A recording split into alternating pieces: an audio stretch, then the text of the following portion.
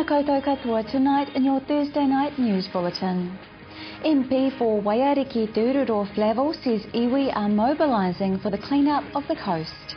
Land Use and Futures Board is disbanded, and the biggest screen in Rotorua to show Rugby World Cup bronze final. Those stories and more up next tonight on City News.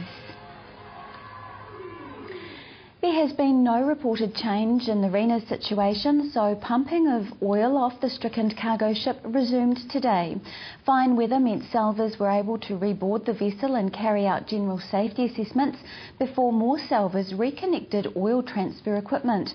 Extra equipment, including generators, pumps and additional work platforms, were prepared yesterday in anticipation of being able to resume work today. National On-Scene Commander Captain Ian Nyblock says, however, more container debris is expected to come ashore over the coming days, and anyone finding this material is asked to please report it to Maritime New Zealand. Container debris has come ashore further down the coast than anticipated and is causing great concern to the people of the Eastern Bay of Plenty. Māori Party MP for Waiariki Tururo Flavel says he understands the concern of iwi throughout the bay and is heartened by the action they are taking to help themselves. Iwi have organised themselves around just making sure that the same idea, the food basket around the Tauranga Harbour is looked after, all the way down to Maketu. So iwi have organised themselves quite well, as have communities such as Maketu, Pukehina. So it's been a good response, but you know, the pictures that you see on TV probably tell the whole story. And having been out to the ship, you'd understand why it's such a huge issue, because when you're there, to be truthful, I was basically in awe about what I saw and how that ship was just hanging on the edge there of that reef. And Tururo Flavel features in tonight's City News programme. A Rotorua board established to look into sustainable land uses to prevent nutrients entering Rotorua lakes is to be disbanded. The Land Use Futures Board was established in March 2007 with a diverse range of members representing various sectors, including dairy, sheep and beef farmers, the Federation of Māori Authorities, forestry, horticulture developers, and Rotorua District Council and Bay of Plenty Regional Council. Its purpose was to advise on implementing sustainable land use management and change in the Rotorua Lakes catchments to achieve nutrient reduction targets from land use practices. The Rotorua Te Arawa Lake Strategy Group decided to disband the board following a review, saying the operating environment had changed. National Party Minister the Honourable Maurice Williamson was in town yesterday on the campaign trail for his party. Mr Williamson holds a number of ministerial portfolios. One of the portfolios recently taken on by Mr Williamson is Associate Minister for Canterbury Earthquake Recovery. Mr Williamson says he is very aware that Rotorua is in an area prone to earthquakes, and he says he has a key message for Council.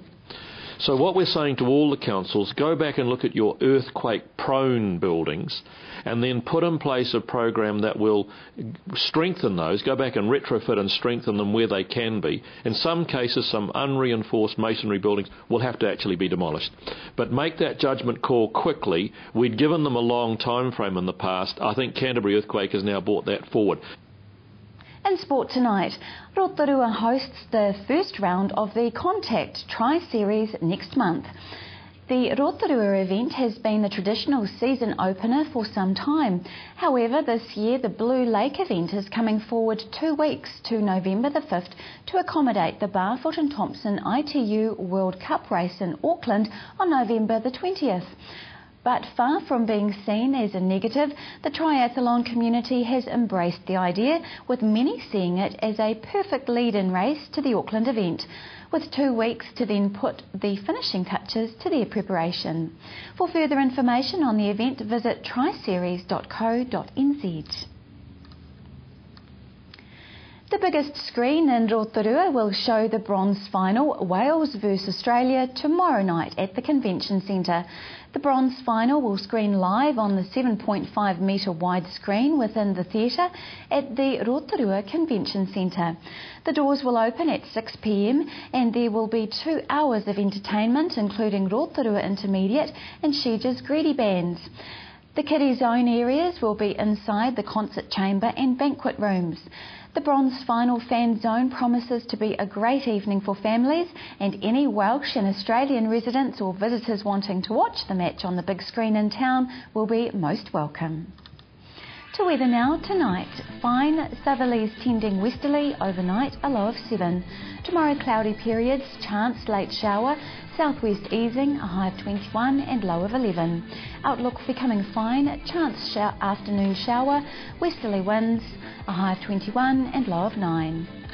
Marine forecast for Lake Rotorua tomorrow Thursday, southwest rising to 20 knots, gusting 30 knots early morning, easing to 15 knots in the evening and mostly fine.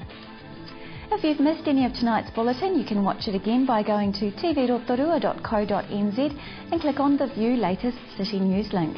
Or to view what's on in our city, click on the Upcoming Events link. Still to come in tonight's program, we visit the studios of contemporary Māori artist Tama Ora Walker.